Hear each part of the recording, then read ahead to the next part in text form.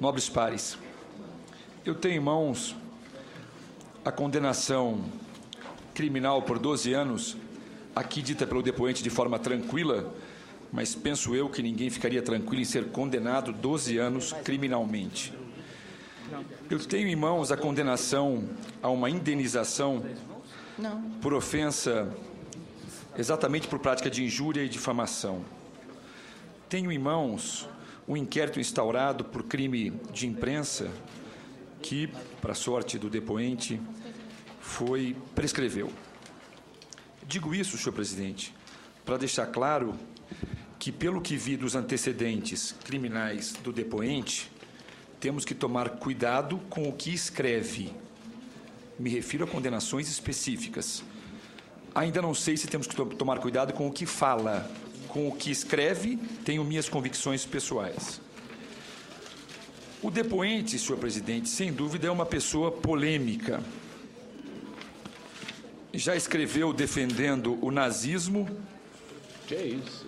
Já escreveu um monólogo sobre a vagina, me perdoem aqui falar sobre isso. E tenho para mim que, se fosse instado a falar sobre Jesus Cristo, ele perguntaria a favor ou contra.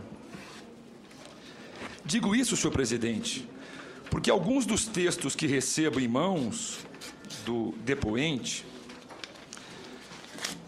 são textos que destoam ao longo do tempo, mostrando uma certa flexibilidade na sua postura contra A ou contra B, muito lembrando os bambus que se curvam conforme os ventos, ora para um lado, ora para outro. Disse o depoente em um dos seus artigos sobre o PMDB. É uma canalhocracia. E indagou, abre aspas, como pode o PMDB, o maior partido do Brasil, abrigar tanta gente safada, pilantra, imbecil e idiota, fecha aspas. Em outra oportunidade, disse o depoente, o Gilberto Carvalho é o canalha mor da República.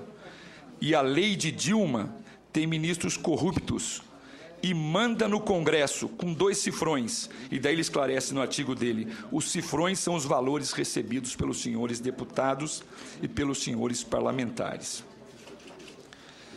O que percebo, senhor depoente, é que Vossa Senhoria tem uma certa facilidade para falar a favor ou contra o interesse de sua conveniência.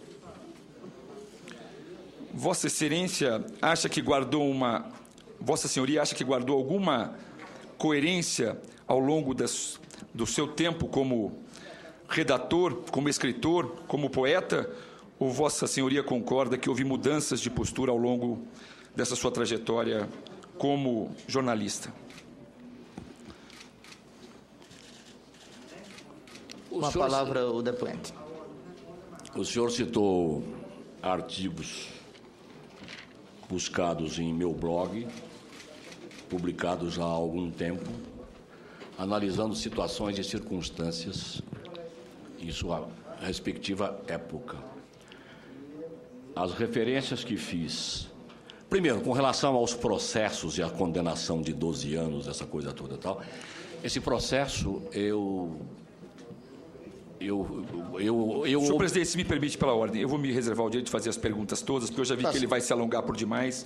Eu vou fazer todas as perguntas e ele responde ao final. Para poder usar o seu tempo. O senhor tem a palavra. Vossa Senhoria hoje se disse aqui aviltado de ter sido acusado por um cidadão, o senhor Vladimir Garcês, que todos sabemos, nenhum defende a postura do Vladimir Garcês, por uma razão muito simples. É evidente a participação dele, o conluio dele com a organização criminosa. Ninguém está aqui para defendê-lo. Mas me assusta, Vossa Senhoria, se aviltar quando um cidadão que responde a um processo faz indagações desse nível à minha pessoa. Vossa Excelência foi condenado criminalmente. Ele foi processado e, pelo que sei, tem algumas instâncias aí. Só para fazer um registro, porque o microfone tudo aceita, e nós precisamos fazer esses registros. A respeito do depósito, o valor de R$45 mil da empresa Alberto Pantoja, Vossa Senhoria afirmou que pediu esse dinheiro para que esse dinheiro fosse depositado na conta corrente de sua filha, porque estava viajando.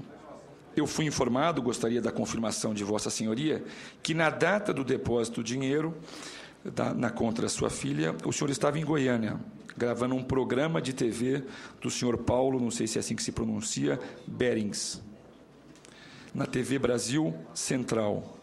E que neste dia, inclusive, houve uma entrevista ao prefeito de Goiânia. Então, eu pergunto se Vossa Senhoria estava lá quando foi feito o depósito ou estava em Brasília, como afirmou. Mas tem uma outra pergunta.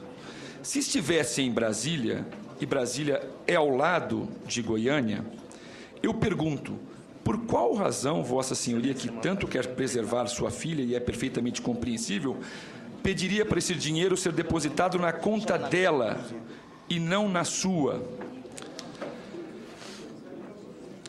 O senhor disse aqui que queria honrar a sua filha. E disse que queria vir a esta CPMI exatamente por isso. Então eu indago, por qual razão utilizou-se da conta bancária da titularidade da sua filha e não a sua própria? É porque Vossa Senhoria sabia que se tratava de dinheiro sujo, como afirmou a esposa do senhor Carlos Cachoeira e reiterou o senhor Vladimir Garcês, ou porque o senhor sabia que era dinheiro sujo, porque o senhor não declarava, como de fato não declarou?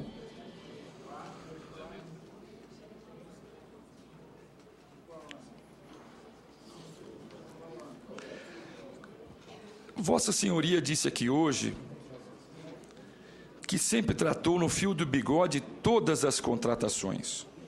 Nunca emitiu um recibo. Tanta sapiência, tanta inteligência, mas Vossa Senhoria sempre confiou no seu ídolo Marconi Perillo. E nunca declarou esses bens, pelo menos esses valores que recebia por fora. Uma pergunta de ordem bastante objetiva. Como Vossa Senhoria declara seus bens, se quase tudo que recebe é por fora, nas campanhas políticas? Eu confesso ao senhor que fiquei surpreso quando disse que recebeu um dinheiro que foi retirado da geladeira para lhe pagar. Ao que pude sentir hoje, quem efetivamente tem dinheiro frio, é Vossa Senhoria. Dinheiro frio, não declarado e depositado na conta da filha, cuja reputação se quer defender. A minha indignação com a postura de Vossa Senhoria aqui hoje é porque o artigo do Código de Processo Penal, ao falar, foi a questão de ordem que levantei ao senhor presidente, ao falar especificamente, o artigo 213 diz sobre a testemunha, o juiz não permitirá, portanto, Vossa Excelência, que a testemunha manifeste suas apreciações pessoais, salvo quando imprescindíveis para a narrativa do fato. Ele fez ilações e fez assertivas pessoais com intuito único, exclusivo, e é uma coisa de uma clareza irretorquível, inquestionável, atacar a honra do governador Marconi Perillo. Falou de contratos que sabia, falou daquilo que lemos aos jornais, ele falou como se conhecesse, por ser amigo do governador. Todos lemos, até o relator foi aqui muito correto ao falar, não, isso todos sabemos. Ele começou a dizer sobre coisas que líamos e lemos. E, ao final, quis dar orientações a esta CPI, de como proceder. Queria dizer como nós deveríamos agir para não sermos marionetes. Quis dizer a esta CPI quais eram as contas bancárias que deveriam ser quebradas. Senhor presidente, eu não concebo hipocrisia, não concebo molecagem para com a minha pessoa e em respeito a esta CPI. Intervim, sim, e não podia aceitar que ele se dirigisse a mim fazendo qualquer tipo de aferição ou qualquer tipo de sugestão ou qualquer tipo de análise sobre a minha pessoa. Se ele quiser fazer, faça nos artigos que normalmente escreve, e se eu achar que fui ofendido, entro criminalmente como tantos entraram e já tiveram ganho de causa. Essa é a seara dele, escrever no jornal. O que escreve, pouco me importa. Mas aqui, vir aqui, como alguém que foi condenado criminalmente, querer ensinar a mim como procedo, querer ensinar a mim como se deve ou não agir, não concebo, não aceito em defesa desta CPI. E faço esse registro, aguardando as respostas, senhor presidente. Com a palavra, o depoente para responder às indagações do deputado Carlos Sampaio. Primeira coisa, eu não fui condenado. Segunda coisa, os processos que respondo, ao qual se referiu o deputado Carlos Sampaio, são processos decorrentes de brigas minhas pelo meu candidato Marconi Perillo. Basta ler o conteúdo da denúncia que foi apresentada para se constatar isso. A condenação de 12 anos, que eu já me referi, inclusive, aqui na minha apresentação, eu entendi até que houve um excesso do senhor juiz, na dosimetria da pena, porque não caberia tudo isso, foi por crime de opinião. Ele julgou um processo, senhor deputado, que já estava prescrito. Essa condenação foi a posteriori, inclusive com anulação requisitada pelo próprio Ministério Público Federal e atendida prontamente. Então, essa condenação, ela não existe. Permanece apenas, e tão somente, deputado, a ação cível da indenização. Não existe em razão da prescrição. Da prescrição, correto?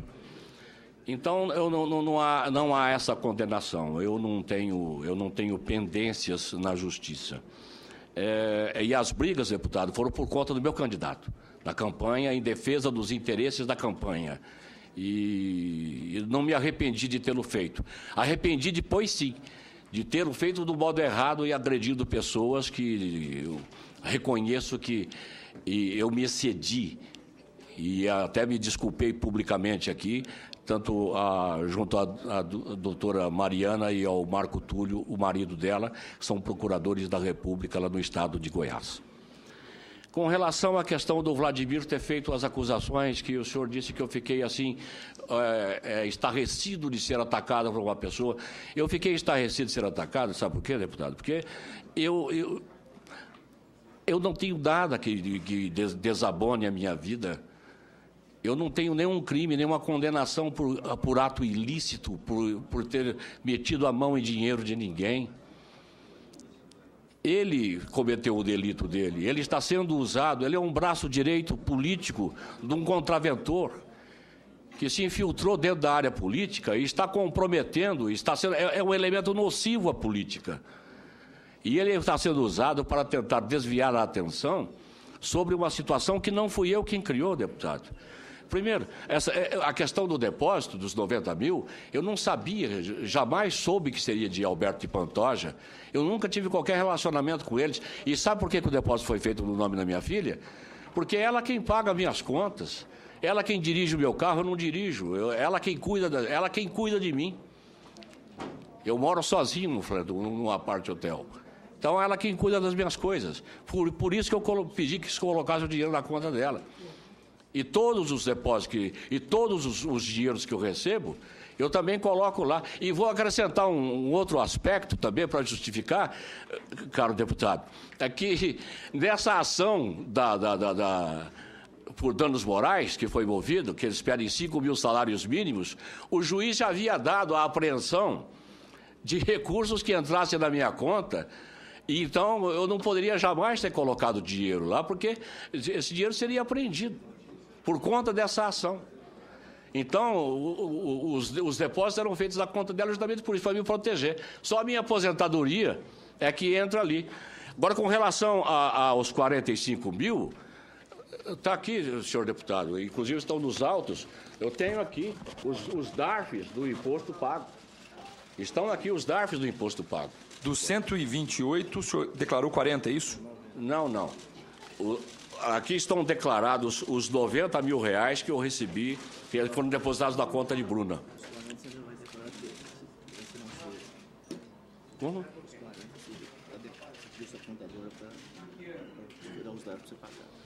Não, e inclusive... Recolhidos a que época? Recolhidos no tempo hábil. O ano fiscal é de 2011, a declaração é de 2012. Está sempre, está pago. Que data é 2012?